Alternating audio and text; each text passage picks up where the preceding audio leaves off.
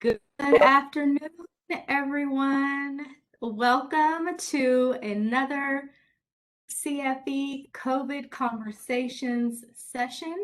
I am Donisha Smith. I oversee the Center for Financial Empowerment, which is housed in the LA County Department of Consumer and Business Affairs. The Center for Financial Empowerment convenes, advocates, and builds capacity to strengthen the financial health of county residents with a focus on our BIPOC communities. We established this COVID Conversations webinar series after the pandemic as a way to connect local service providers to resources, tools, and information to help you and your clients navigate this really unprecedented time. We all know that research is incredibly important to our work. It helps us make data-informed decisions and allows us to better understand the needs of our residents and the challenges that they face.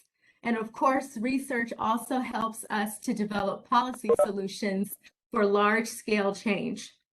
The federal poverty rate is a metric used by the US government to indicate the least amount of income a person or family needs to meet their basic needs. The federal poverty rate does not take regional cost of living into account, so it doesn't paint a clear picture of poverty in California. For several years now, United Ways of California has commissioned excellent research to help local policymakers and practitioners better understand the prevalence of poverty in California and the financial challenges faced by families here. The newest iteration of their report, called the Real Cost Measure of California 2021, is now available, and I'm delighted to have Henry Gascon with us this afternoon to share the key findings with us. Let me tell you a little bit about Henry. Henry Gascon is the Director of Program and Policy Development at United Ways of California. He is a co-author of the Real Cost Measure in California, which reveals what it really costs to live in California when factoring in the cost of housing, childcare, healthcare, food, transportation, and other basic needs. He holds a bachelor's degree in history and international relations from Holy Names University in Oakland, California, and a master's in public administration, specializing in policy analysis from the Robert F. Wagner School of Public Service at NYU. Henry, thank you so much for taking time out of your very busy schedule to present to us today and tell us about the real cost measure.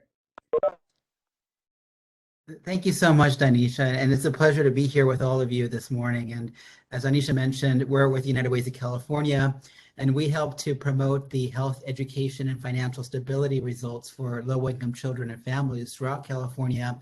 And we do that through our 29 local United Ways throughout the entire state. And we're great partners of United Way of Greater Los Angeles here. They've been wonderful partners and ambassadors for combating and ending homelessness in LA County, among other initiatives, including promoting financial stability for many families throughout the county. So it's my pleasure to be here with all of you today.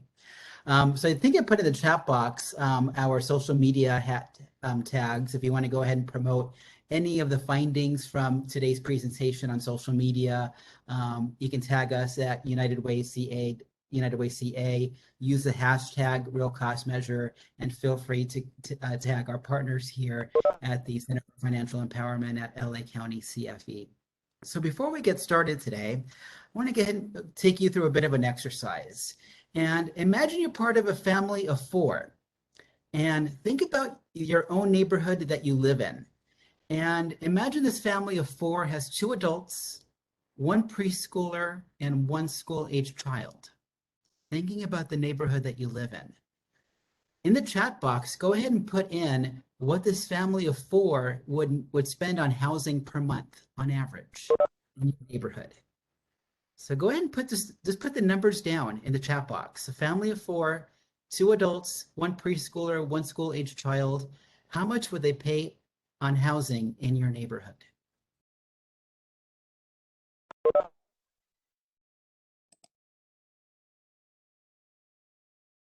And guesstimates is fine. Doesn't matter if it's renting, if they're owning, whatever you think it would cost a family of four to pay on housing in your neighborhood. 2,800. Any other guesses?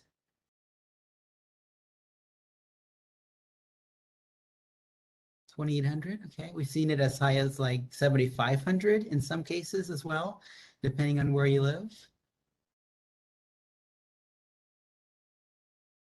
Any other guesses on housing? Family of four, 2 adults, 1 preschooler, 1 school-aged child in your neighborhood.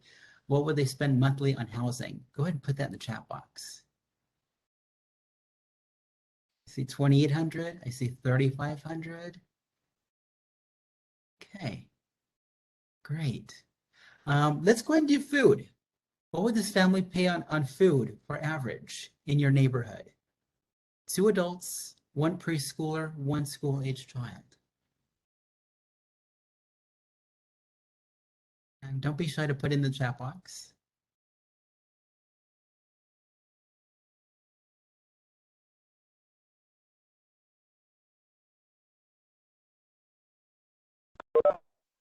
Cost of food for a family of four, 550, okay? 500, okay? It depends on how much everybody in the household eats, 650, okay? Good guesses. All right, let's do childcare. If you're part of a family of four with 2 adults, 1 preschooler, 1 school-aged child, how much would you spend on childcare per month on average? Just put in the chat box.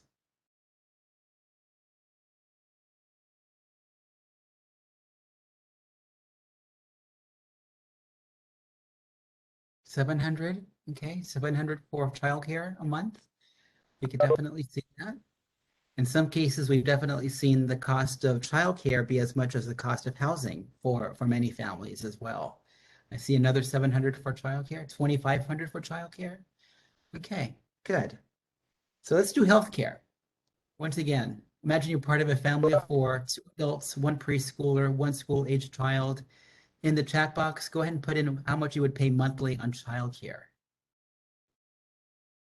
No perfect answer. Just go ahead and just put in your guess estimates.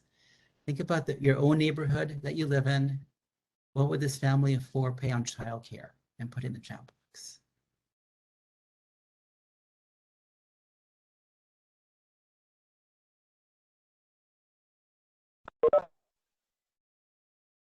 Okay. All right. Then we have transportation. So imagine you're part of a family of four, 2 adults, 1 preschooler, 1 school-aged child. Imagine the neighborhood that you live in. What would you pay monthly on transportation on average? Just put your guesstimates on the chat box. And it doesn't matter if you're taking public transportation, doesn't matter if you're owning 2 cars. You might want to think about the cost of maintenance, the cost of gas on average.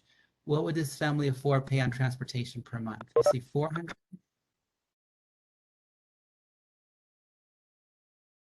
Okay. And finally, let's do miscellaneous, everything else. Imagine you're part of a family of four, 2 adults, 1 preschooler, 1 school-aged child. What would you spend on everything else besides housing, food, childcare, healthcare, and transportation? You see 3,300 a month. Yeah. So notice some of the things that we're not talking about. We're not talking about utilities. We're not talking about broadband, and we're not talking about school supplies, for example. We're just talking about the kind of the bare bones budget that a family we think would have to survive in LA County in order to make ends meet. So I'm going to go ahead and do a screen share here, and I'm going to go ahead and go to my presentation. So just give me 1 second as we kind of go through this. All right. And I hope everybody can see my screen. And then here's our little exercise in terms of what we think it would cost to live in LA County. So let's go ahead and talk about the real cost measure. And so one of the things that Anisha mentioned earlier is the inefficiencies of the official poverty measure. For those of you who might not know how that formula is calculated, it was formed during Lyndon Johnson's War on Poverty during the 1960s. And if you're going to declare a war on something, you need some sort of an instrument to measure it by. So very famously, Molly Orshansky, an official within his Social Security Administration, looked at the cost of food because that was one of the biggest household expenses for many families during the 1950s and 60s. And in essence, that's what our official poverty measure is still how it's calculated today. It's based on the cost of food, very loosely the cost of 3 baskets of food, and it's been adjusted for inflation ever since. So what we decided to do is we created a more accurate measure of self-sufficiency that included the cost of housing, healthcare, childcare, transportation, food, and other basic needs for a more holistic approach in terms of what we think it would cost for any family to earn a decent standard of living. And the primary focus of the real cost measure is on working households. And one of the things that we've learned over the years is that how household works really varies from family to family. It could be 1 full-time adult, it could be 2 or 3 members in a household working multiple part-time jobs. And one of the things that we're realizing is that a lot of these families who are below the real cost measure have at least 1 working adult, and how they try to make ends meet really varies very differently from neighborhood to neighborhood each and every day. And we have data that is statewide. We have regional level data from San Francisco Bay Area to Southern California. We have county level data for all 58 counties throughout the entire state. And one of the virtues of the real cost measure that very few self-sufficiency studies or other poverty measures have is neighborhood level data. And this is critically important because it actually gives us an opportunity to look within our respective counties that we live in to look at the cost of living. So LA County is massive, as we know.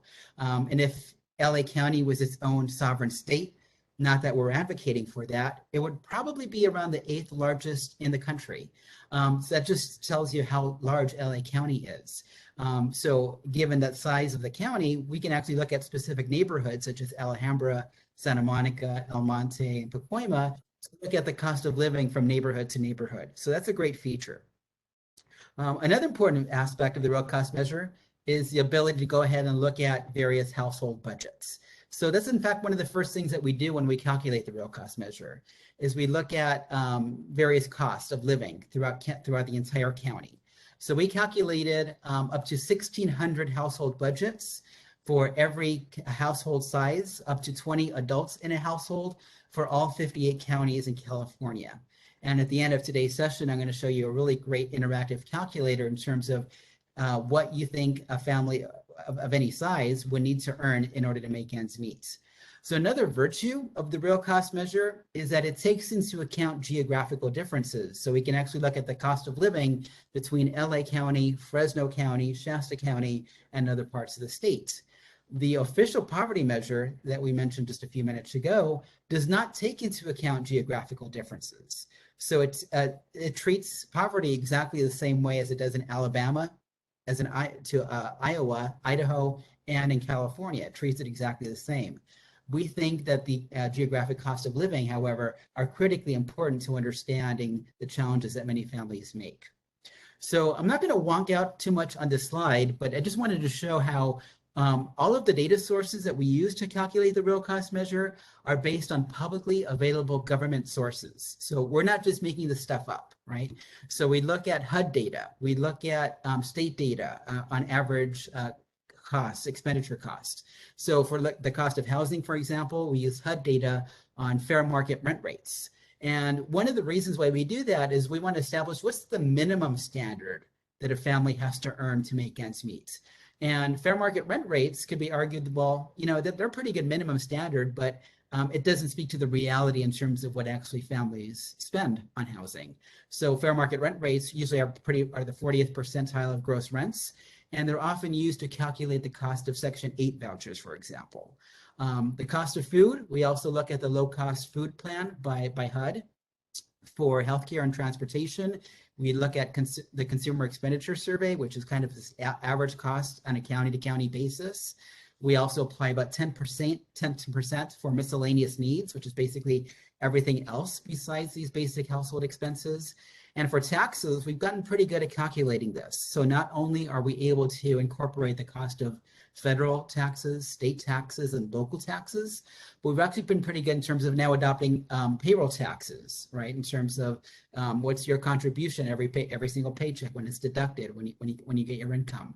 And of course, the role of childcare is really important in the cost of living. So we're also able to incorporate the cost of childcare and childcare tax credits in the calculation of the real cost measure. So here's a kind of a graph, kind of a little complicated, but I'll walk everybody through it. So we'll use that same example that we did early in our exercise. 2 adults, 1 preschooler, and 1 school-age child. Family of 4 in LA County. So according to our calculations, we think it would cost this family of 4 about $95,000 in income to make ends meet. That's a staggering amount for most households, and most households don't earn that. So let's take a look at what the average income looks like for a family of 4, this family of 4 with 2 adults, 1 preschooler, and 1 school-age child below the real cost measure. So in terms of wages, so you get about $50,000 in wages and income. And again, that could be how different jobs, it could be 1 full-time job, different part-time jobs per family. I get about $44 on average in supplemental security. They get about $107 from CalWORKS, which is our version from the Federal Temporary Assistance for Needy Families program. Get about $21 in retirement on average. Could just depend on the family and how that family structure looks like. And almost $2,000 from the Earned Income Tax Credit, which is one of the most successful anti-poverty programs that we have in the United States, in addition to Social Security, of course. So when you take a look at the average income for this family of 4 below the real cost measure, it's almost about $52,000 in income per year. So what that looks like is that they face about a huge gap in their ability to make ends meet. If the real cost measure for this family of 4 to meet basic needs is about $95,000, we're seeing that most of these families are facing a $43,000 gap at least to make ends meet. So the big question from there is, how do they do it? And the answer is, it really varies from family to family. So if a family can't meet their basic needs in any given month, they'll try to negotiate with their landlord, see if they can pay maybe half this month, half the next month. They'll see if they can skip out on the cost of food or maybe their pharmaceutical prescriptions. So how the families make these decisions is not only just a source of significant financial anxiety, but also strong emotional and psychological anxiety as well, as families try to do everything that they can to make ends meet, while also making sure that their kids are being cared for each and every day. So let's take a look at the cost of living between LA County and 3 other parts of the state. And we'll use the same example of 2 adults, 1 preschooler, and 1 school-age child. And this family of 4 would essentially need to earn about almost $70,000 in income in Fresno County. We just talked about LA. This family of 4 needs about $95,000 to make ends meet. You see the cost of housing increase slightly or a little, or maybe moderately in Orange County, our neighbor to the south. That family of 4 would need to earn over $101,000 a year to make ends meet, compared to Contra Costa County in the heart of the San Francisco Bay Area, one of the wealthiest areas, of course, in the country. This family of 4 would need to earn $120,000 in income to make ends meet. And you can actually just see from the charts in terms of the 2 biggest barriers that are preventing families to reach the real cost measure. And that's the cost of housing and the cost of childcare. And in some cases, we're actually seeing the cost of childcare exceed the average cost of housing. And you can actually just see that in Fresno County, for example, where the average childcare cost is about $14,000. So one of the things that we assume with the real cost measure is that we think many families are using a licensed childcare facility, but the reality is we know that many of them don't. So many have to rely on families and friends, and unfortunately other siblings, to making sure that kids are being cared for after school, because so many parents are working so many complicated hours throughout the entire day. So this is a pretty good picture in terms of what's going on throughout the state in terms of the cost of living, and the cost of childcare and housing are obviously the 2 biggest barriers. So let's dig a little bit closer into LA County. And let's take a look at 3 different family types. On the left-hand column, we have 2 adults. In the middle, we have 2 adults, 1 preschooler, and 1 school-age child. And in the last column, if those kids grow up, or when they grow up, they become two adults, one school-age child, and one teenager. So notice the cost of living and how it varies by family size. Two adults, it's about $54,000 in LA County. When you have two adults, one preschooler, one school-age child, it's $95,000. But as those children grow older, they need childcare less. So notice how the cost of childcare decreases from $17,000 to about $7,000 on average. Another spike that you'll probably see in these household budgets is the cost of food. Obviously, teenagers have a stronger appetite than most school-age children and preschoolers. So you also see the cost of food increase quite a bit, from about $12,800 a month for two adults, one preschooler, and one school-age child, increasing to almost $15,000 for this family of four. So there you see the big differences, the cost of living by household size and by geography.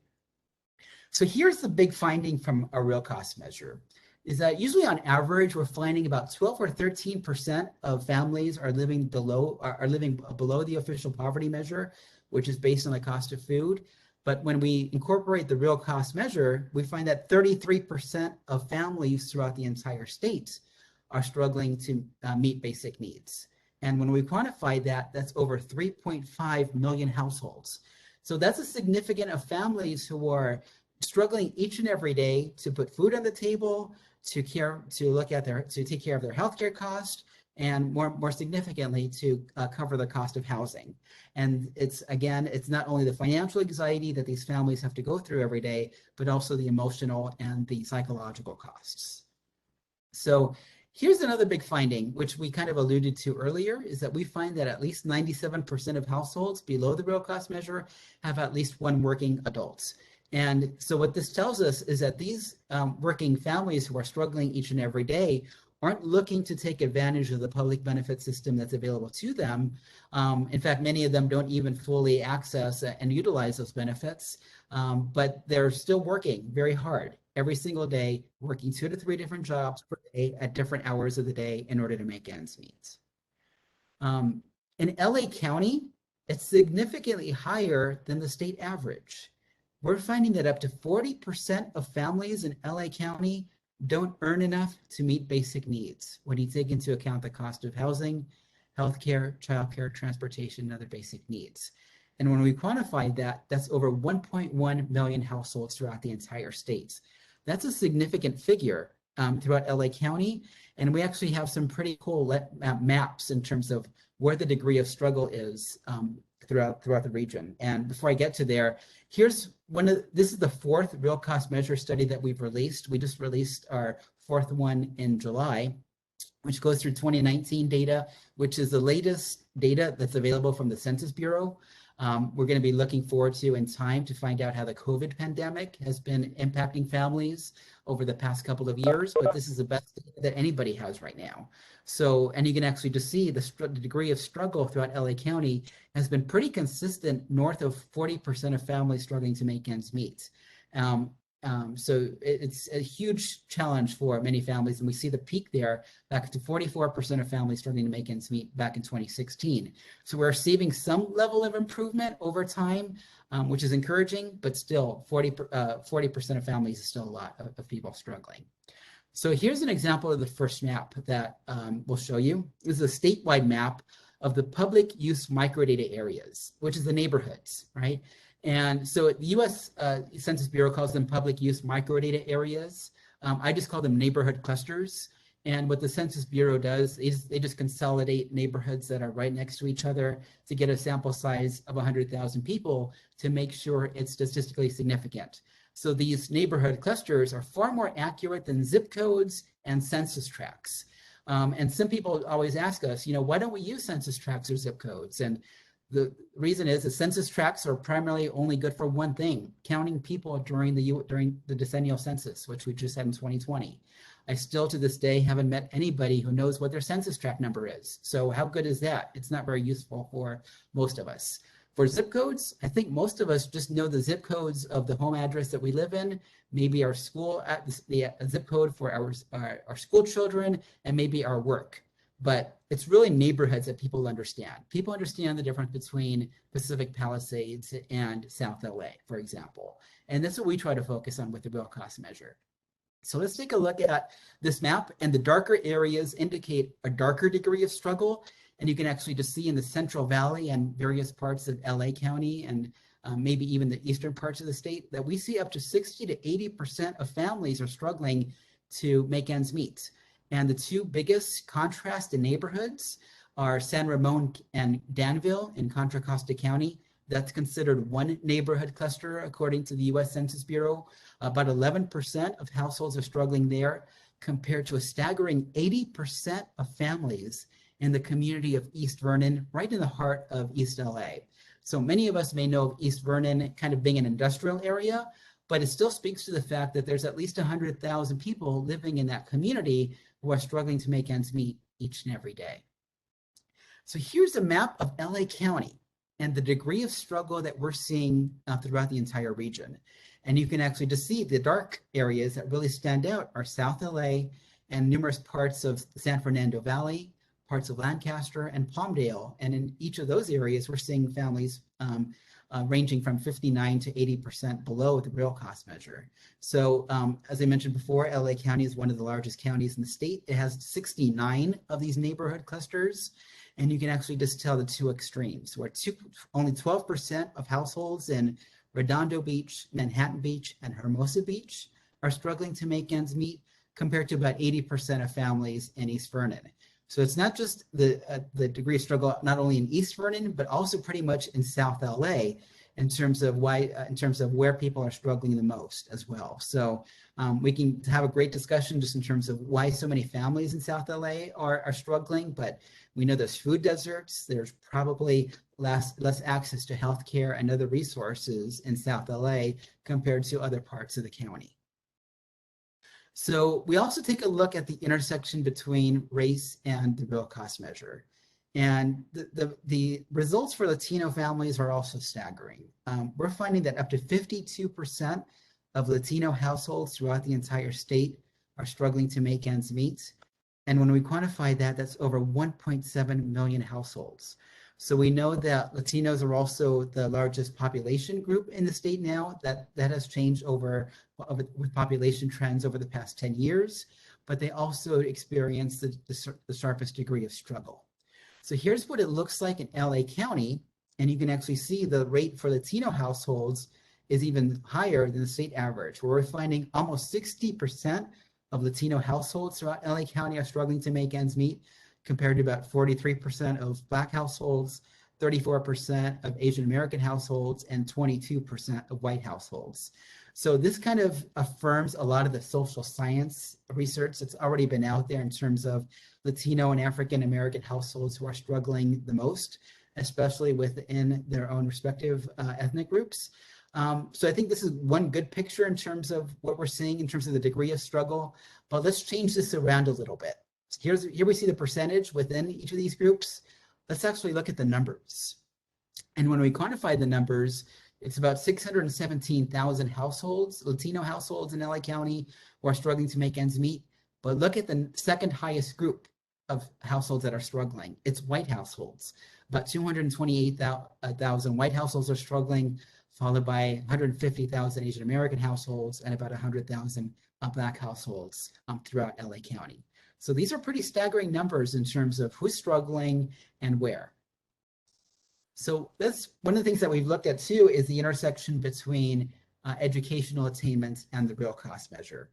And during the 1950s and 60s, when we had more labor protections, we had stronger unions. I think back during the late 50s or early 60s, maybe up to a third of our workforce belonged to some sort of a union. And today it's pretty much less than 10%. So, and you can actually just see how with the decline of unions, we've actually just seen how more specialized skill sets are necessary in order to perform most of our 21st century jobs. So today, about 75% of households without a high school diploma are struggling to make ends meet. About 42% with some college experience are struggling. That's a pretty high number. So that could range from just a semester in college, somebody completing their AA degree, somebody completing for a trade school or other specialty school. That's a pretty high number. And even up to almost 20% of households with a bachelor's degree are struggling to make ends meet. So over the past several years, there's been a lot of good academic debate in terms of whether or not you need a master's degree now to ensure your family's financial stability. And it's a good open question, which we kind of just haven't really figured the answer to, but a lot of the data is certainly trending that way in terms of you really need these specialized skill sets in higher education in order to make sure that your family is able to make ends meet. So in addition to that, we also look at the intersection between citizenship status and the real cost measure. And we find it, here we're finding about 30% of US born citizens in LA County are struggling to make ends meet, compared to about 67% of non-citizens and 40% of naturalized US citizens, which is pretty much green card holders. So one of the things that we've learned over the past several years, and we still need to learn more about it, frankly, is that the ability to speak English goes a long way in a family's ability to make ends meet. So for many families who are struggling, who are poor, who can't afford to make ends meet, they often rely on their children to be their official ambassadors for the family to being able to access social services. This includes after-school programs, the benefits, tax benefits that may be available to them, even sports programs that might be available for their siblings after school. It's often these children who are being forced to basically become precocious and become early adults because they're often helping their families and their ability to make ends meet. And our data is certainly kind of just reflecting that need as well. So another big factor is the role of women and their ability to make ends meet throughout LA County. And we're finding that 63% of households led by women fall below the real cost measure throughout the entire LA County region. And when we quantify that, that's almost 244,000 households throughout LA County. So that's a lot of women who are working as heads of households to making sure that their family is being cared for, right? So how that looks like, it could be a grandmother taking care, who could be the head of the household. It could be a female caregiver, foster parents, or even single mothers, right? So this is what this finding really represents. So it not only represents the financial burden and the anxiety, but also the psychological ones as well, where they're not only the breadwinner for the household, but the entire emotional support system as well. So let's take a look at the conjugal status of families below the real cost measure. We're finding about 36% of married households fall below the real cost measure, compared to that staggering amount of 63% of female-headed households. We even see a 50% of male-headed households. It could be single dads or single grandfathers who are taking care of their families. And that's a pretty high rate of struggle as well. And compare that to about 32% of informal households. When we're talking about informal households, we're pretty much talking about families who are doubling up. And I think from our statewide figures, we're finding about 1 million households who are doubling up, are struggling to make ends meet. And in most cases, these are professional workers. These are teachers, many who are involved in retail and in manufacturing, who simply don't earn enough to make ends meet. So they're doubling up with friends and neighbors in order to afford the cost of housing, childcare, and other basic needs. So another big story is single moms. So we looked at female-headed households, which is pretty broad in terms of, in terms of the types of women who are covering the households. But if we look specifically at single mothers, we find that 77% of single moms in LA County are struggling to make ends meet. When we quantify that, that's almost 167,000 households throughout LA County. That's a significant and staggering figure as well. And then another vulnerable population are households with children under the ages of 0 and 5. And of course, those are our prime cognitive development years for many kids when they're learning their motor skills, their brain is being developed. And it's one of the reasons why organizations like First Five are so important throughout California and beyond, is to caring for these prenatal and cognitive and needs for many of these children. So we're finding that up to 61% of households in LA County with children between the ages of 0 and 5 are struggling to make ends meet. And that's about 244,000 households throughout the entire state. So let's take a look at some of the basic components of our real cost measure budgets. And the first of which is the cost of housing, which is one of the biggest barriers. And we're finding that 44% of families in LA County are spending at least 30% of their income on housing. And during the 1960s and 70s and maybe even to the 80s, we were just told that no, we shouldn't be spending more than 30% of our income on housing. But we're realizing as the cost of living continues to increase that up to 44% of households are paying at least 30% of their income on housing. And when we quantify that, that's higher than what we're seeing with the real cost measure. That's over 1.2 million households throughout LA County alone. Not the state, but LA County.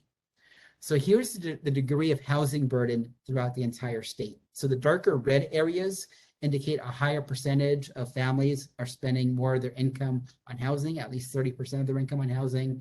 And you can actually just see in some of those deep red areas, many families could be paying up to 46 to 61% of their income on housing, right? And or at least 30% of their income on housing. So the farther below you are the real cost measure, we've seen stories and testimonials that some families could easily be spending 80, 85%, or even 90% of their income on housing, which is just staggering. And you just realize and just wonder how they make ends meet every day. So the housing burden is really a big component of the real cost measure, where we see 22% of households in the Castro district of San Francisco County, that includes kind of the intermission district as well, pay at least 30% of their income on housing, compared to about 61% of families in the community of East Vernon, once again in the heart of South LA, struggling to cover the cost of housing. So here's LA County, and look at the deep pockets of red here that we're seeing throughout this entire region of families spending at least 30% of their income on housing, if not more, right? So we see that throughout South LA, once again, San Fernando Valley, Lancaster, and Palmdale. And this map really kind of just mirrors what we found with the real cost measure map a few slides ago. And here we find that 34% of households pay at least 30% of their income in Castaic, which is kind of an rural area, one of the most rural areas in LA County. But compare that to Lakewood, Cerritos, Artesian, and Hawaiian Gardens.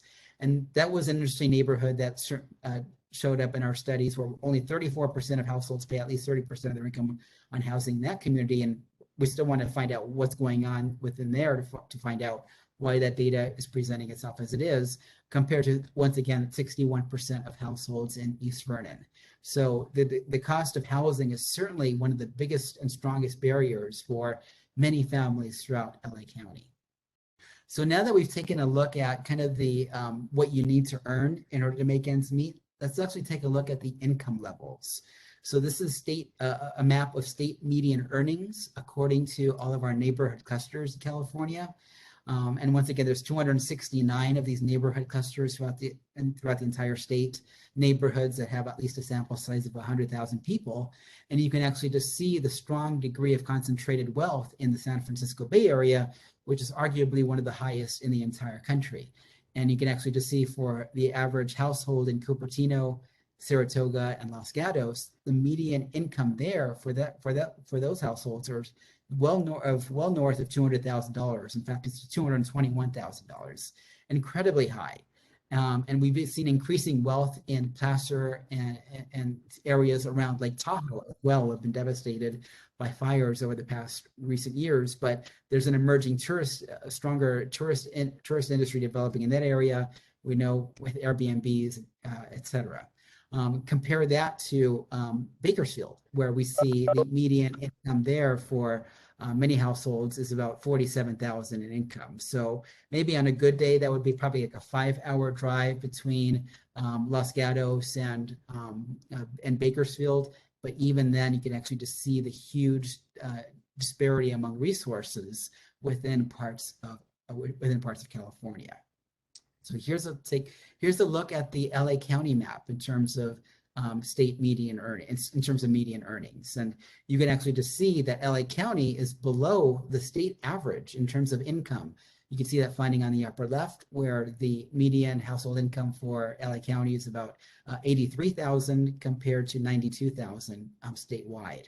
And take a look at the two disparities here, where in East Vernon, the average household income there is about $47,000 compared to this emerging neighborhood in the North San Gabriel Valley, where Altadena, Guarde, Sierra Madre is, where household income pretty much just north of that area, near the Angeles Forest, is about $152,000 in income.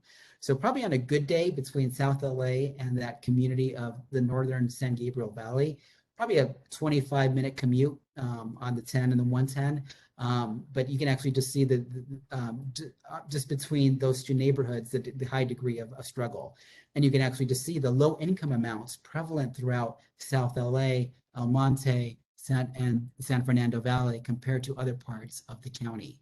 And you can actually just see the concentrated wealth on the coastal communities with Calabasas, Malibu, Pacific Palisades, Brentwood, Redondo Beach, et cetera.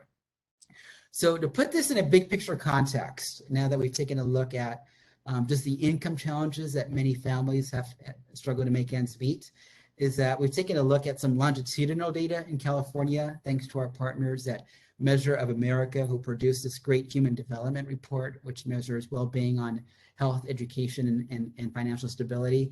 But since 1984, California's GDP, our gross domestic product, which is the value of all goods and services produced in the entire state, has increased by 155%, but median household income has only increased by 11% during that same time frame. I think if we were to kind of go back into the mid-1970s, late 1970s, and present these findings, I don't think the chart would look very different. So what it tells us is the price of goods and services continues to increase, particularly the cost of housing, childcare, food, et cetera. But notice how flat our median household earnings has been over the past several decades. And this pretty much just proves that the middle class hasn't gotten a raise in over 4 decades in the United States or in California, right? And it speaks to some of the challenges that many families are just conflicted with in terms of our earnings are flat, but the price for goods and services that we utilize every single day continues to increase. It's getting harder, right? And the data has been proving that. So here's a great chart that Pete Manzo, our president and CEO, shared with me, and it also comes from a citation from The End of Loyalty, a great work by Rick Wartzman. So we find even more longitudinal data. Since the end of World War II, our productivity has been just absolutely off the charts, where we've increased our productivity almost 260% in terms of our capital, labor, everything else since 1948. But notice how our hourly compensation for that work performed to reach that productivity has pretty much flattened out during the late 1970s, where it's pretty much flattened out to about 130% since the end of 1948. But notice the flatness and the direction of these two lines here on this chart. It speaks a lot to what's going on within our larger economy. So I'm going to go ahead and just stop there, but I just want to emphasize that this study, this 4th real cost measure study that we just released in July, isn't just a study that is going to go on a bookshelf and it's going to just stay there until we release our next version, maybe a couple of years from now. We find that the real cost measure is a real living and shared experience that families have to go through every single day, right? So in order to emphasize that, we do have an executive summary with like 20, 25 pages of key findings, but we also have a slew of interactive tools. So I'm going to go ahead and just take a couple of minutes now just to go over those tools. So I'm just going to go ahead and stop sharing for 1 second, and I am going to come back to our screen share. Give me 1 second here.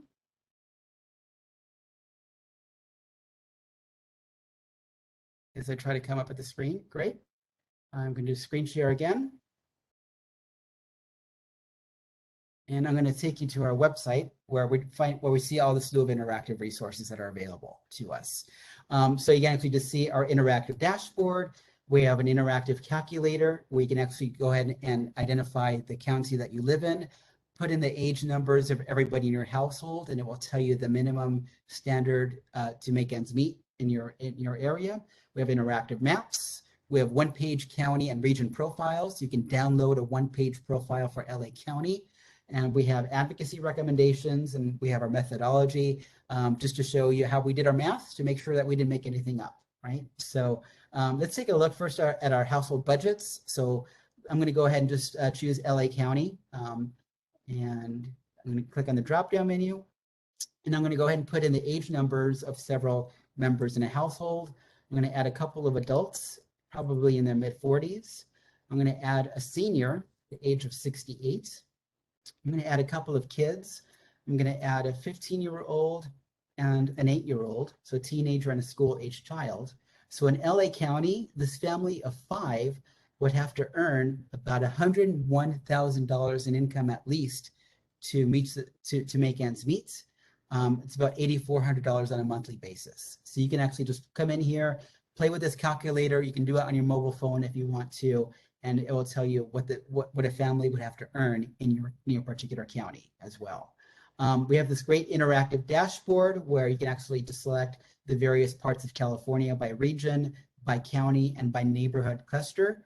And if you hover over the maps, it will actually show you, identify the neighborhood and the percentage of households who are struggling to make ends meet. So you can actually just choose a bunch of different family types here as well. And we also have a couple of interactive maps. It's the same dashboard. So you can actually just choose the families below the real cost measure. You can actually look at the housing burden data, which is the percent of families paying at least 30% of their income on housing and median household earnings. And then here on our website as well, you can download a one-page county profile for LA County, which would be a good thing for many people in LA County who are serving low-income families to memorize, and so that they can actually go ahead and talk with various community members in terms of how hard it is to make ends meet in LA County. So I'm going to go ahead and just stop there, and I'm more than happy to address some of your thoughts and opinions and answer some of your questions as well. And I think hopefully we'll have the ability to unmute yourselves as well. Well, Henry, thank you so much. That was an excellent presentation. The data is sobering, but very insightful.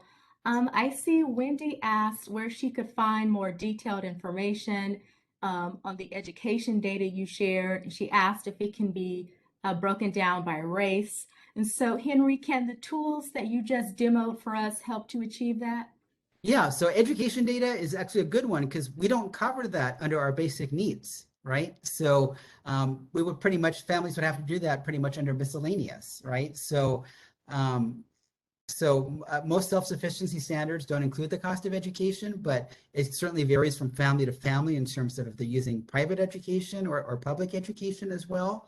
But one of the things that we did a couple of years ago, and I think I could probably do this this time around too, is that we mapped all the LAUSD school districts above the real cost measure map, and we found that a significant majority of those families, if not all of them, they were at least 60 they were all below the real cost measure, usually ranging between 60 to 80% of families within those communities falling below the real cost measure as well. So we do cover the cost of childcare, however, and we realized that the cost of childcare has been a big barrier for many families over the past couple of years since the beginning of the COVID pandemic, not only for families below the real cost measure, but for families above it. And for many families, their entire lives have been changed around over the past couple of years with having to change how they work, where they work in order to take care of their kids while they were at home because they were forced to learn in a virtual environment. So I think the cost of education is certainly a big barrier as well, even with public schools, but it's also just all the supportive services that are required for education, such as school supplies and everything else, that we were pretty much categorized in our miscellaneous. So that's a great question, but we do have a lot of data on our website, unitedwaysca.org/real cost. I think somebody put it on there in the chat, and we're going to share the slide deck with you afterwards. If that's okay, we'll send you the slide deck where you have the list of resources that are available to us. But we actually have a public data set where it actually has all the neighborhood level data for all 69 neighborhood clusters in LA County. And you can actually just look at the intersection between race and the real cost measure and the degree of struggle among those communities. Wonderful. Folks, please don't be bashful about posting your questions in the chat. We'd love to hear from you and address your specific questions. Henry, what are the policy implications from the real Yeah, cost measure? From your that's great. perspective, what are the opportunities? Yes, go ahead. That's right. And if I think Pete Manzo is joining us as well. He's our president and CEO. And Pete, I think you might be on mute, or if we can unmute you. Do you want to speak about some of the advocacy levers that we've proposed to help families move up?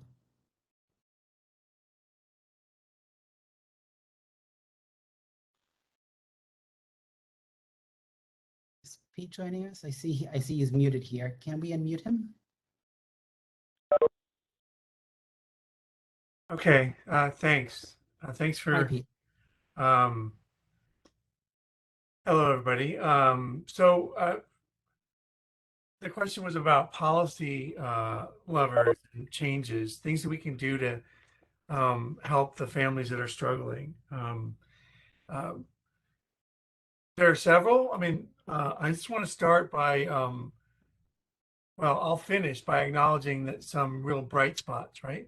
Um, uh, So first of all, as the data show, the problem for many of these households isn't that they're not working; it's that they don't earn enough. So if they're, what can we do to supplement their income? There's that. We want to make sure people get all income supports that they're eligible to receive.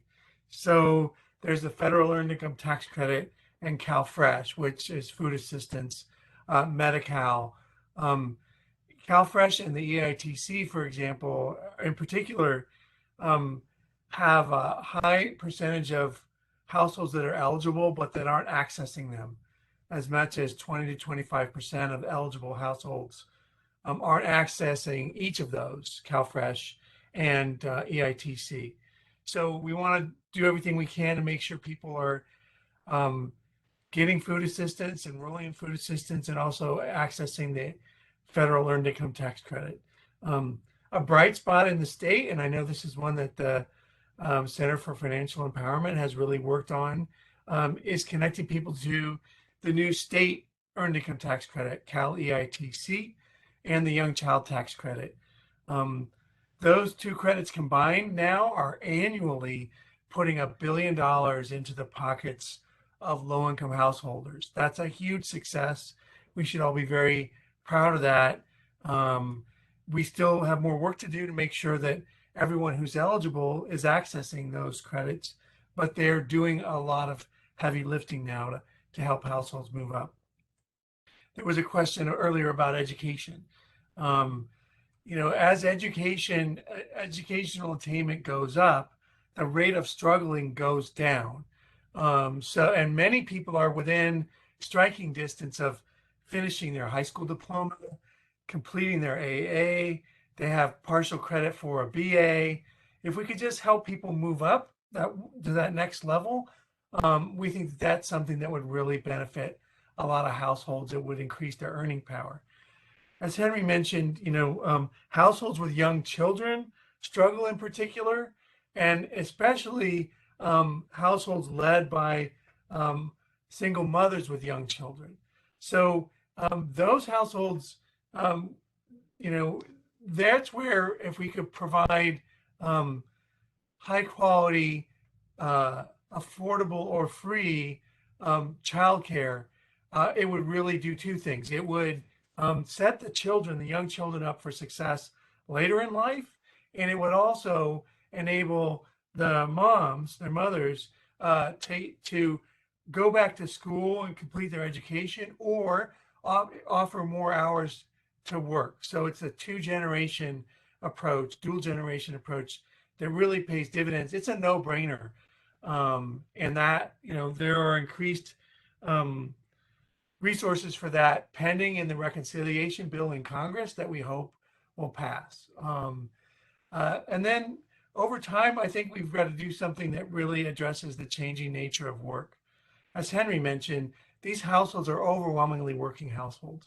And as much as 30% of the labor force now works in what we call contingent work, meaning they work for two or more employers, or they're doing gig work like Lyft, Uber, right? So their hours of work vary from week to week, and their income varies from week to week. And I think that that's going to be a situation that more and more households are in as we go further. And so we need to do things to supplement incomes and make sure that if you work an hour, you get the prorated value of a vacation day and of retirement and other benefits that you would get if you were full time. There are more levers. I just wanted to highlight a few. Excellent. Thank you, Pete Manzo. Everyone who doesn't know, Pete is the president and CEO of United Ways California. So, Pete, delighted to have you join the conversation as well. Henry, someone asked if the disabled community is included in your findings. Do you have data that speaks to this community specifically? That's right. So thanks for that question. And as I mentioned at the very beginning of our talk, the primary focus of the real cost measure is on working households. So we actually exclude families who are headed by households with disabilities, and we go into some of the technical reasons with that. And overall, I think statewide, I think we only find that less than 2% of households throughout the entire state are led by a person with disability, and they get various types of form of public assistance. So many of those, unfortunately, aren't working. Some are, which is great, but those we exclude those from our analysis, and so do most of these self-sufficiency studies that are out there as well. Another group that is largely that we kind of discount for as well are seniors. We incorporate some rent-related senior costs as well, but we actually partner with UCLA, and they have at the School of the Fielding School of Public Health, they have a great study specifically on seniors called the Elder Index. And I think they're going to be developing a new dashboard for up to 2019 data as well. It should be published within the next few weeks, as I remember correctly. So that's a great source for seniors and for disabilities. One of the things that we've learned from them is that the cost of, one of the things that they're likely to skip out first on in their ability to make ends meet is the cost of healthcare, primarily the prescription drugs and the cost of food to make ends meet. So the seniors and people with disabilities certainly experience very hard degrees of struggles as well. Okay, thank you. Ask, do you correlate the families struggling whose children attend public school versus those who attend charter schools? We don't, and that could be certainly some additional analysis by other partner researchers that we can do. So we don't have easily the list of charter schools versus public schools, but that data could easily be laid over on top of the real cost measure to do that kinds of analysis. So that's one of the real virtues of the real cost measure, is that there's not one study that's kind of the be all to be all, the end all to be all for everything, but we really encourage partners, nonprofits, universities, and researchers to use the real cost measure data to overlay with their own priorities, whether if it's in education or other research priorities. Okay, we have another question that I think speaks to, again, the policy implications of your great work.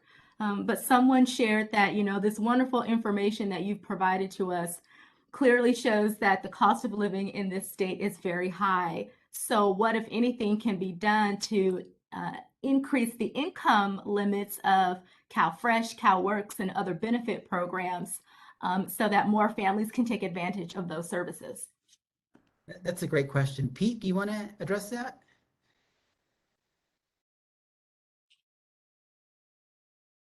I think you're still on mute.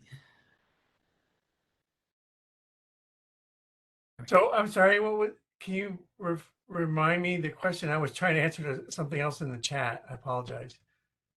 Absolutely. So someone shared that the data clearly shows that there's a high cost of living in the state of California. And so this person wants to know what can be done to increase the income limits of entitlement programs like CalFresh and CalWorks so that more families can take advantage of those programs. Well, we would recommend that most of the program's eligibility is set by the federal government. But we would really like to see the federal government use something like the real cost measure, um, because federal poverty levels are too low and they're not adjusted for local cost of living, right? So um, that would be the number one thing that we would recommend, but that would require a policy change at the federal level. Um, there is some discussion, about, for example, utility assistance using the real cost measure to set eligibility requirements, and that's something that the state PUC, that's a decision that it could make, and the utilities, could decide to make together. Um, but eligibility for Medi-Cal and for CalFresh and so on is a federal state issue.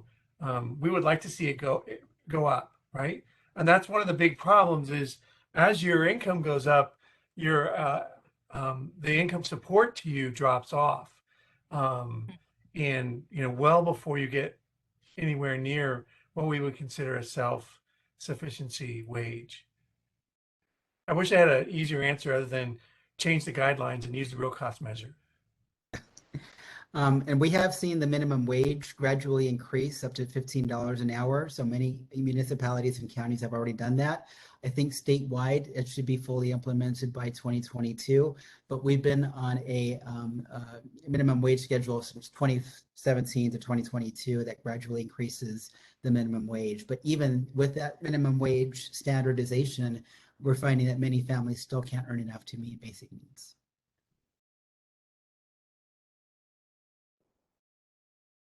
Okay, and we are running out of time. We have one last question. Someone asked, does United Way have an advocacy component in-house? Yes, we do. We have, in fact, we have a really great advocacy team. We have 3 of our staff members who are really focused on various health, education, financial stability legislation, both at the local level, at the regional level, county level, and at the state level. So feel free to reach out to us offline for any questions specifically on our advocacy initiatives. But yes, we do have a great team on board to help us out with that. Yes, we do advocate quite a bit, and if anyone would like to learn more about it, I'd be happy to follow up with you. We do it in partnership with our 29 United Ways around the state. We also work with United Ways across the country on federal issues. On state issues, we've been very active in both the creation and the expansion of the Cali ITC. We're particularly proud that we and our coalition helped to get eligibility for the Cali ITC and the Young Child Tax Credit for undocumented households that file using ITINs. And we want to go the next step to get more undocumented folks access to those benefits. Whole long conversation, but yes, changing the environment and the rules that affect these families is one of the most powerful ways to help them. Yep, absolutely. And our advocacy team has been great in helping us to launch a state version of the Earned Income Tax Credit Program as well. And we've also been involved with CalSavers, which is the state's relatively new retirement system. So those are all good things. Excellent. Well, Henry, Pete, as we bring the session to a close, you should know that in the chat, someone said that this was very excellent and eye-opening, and that everyone in our legislature should be required to view this presentation and read the real cost measures. So, yeah. talk about ending on a high note, I think. Right. Yeah, day 1 of orientation, on a primer on the real cost measure. Absolutely. We're all for that. Before we close, I do want to acknowledge JP Morgan Chase because they helped to fund the real cost measure. And I think we can all agree that this is phenomenal. It's excellent to have a data set that speaks to the unique challenges of California as a state, but then to be able to take that information and segment it down to the county level and even neighborhood specific, it's really phenomenal. This is a great resource that can be used by so many different stakeholders, whether you're a policymaker or a financial coach. So again, Henry and Pete, thank you for the excellent work that you do. It's a little bit sobering to know that the data being what it is was done with pre-pandemic data from data sets from 2019. So we look forward to seeing the next iteration of the real cost measure once you've been able to gauge how the pandemic has further exacerbated the wealth gap in the state. And we look forward to having you back to learn about those findings. Thank you. All right, everyone. Thank you so much for your participation today. Thank you for being engaged and sharing questions with us. This session was recorded. You will receive the recording shortly, along with the PDF slides of the PowerPoint presentation. Take care, and thanks again. Have a great rest of your afternoon. Bye-bye. Bye, everyone. Bye, all.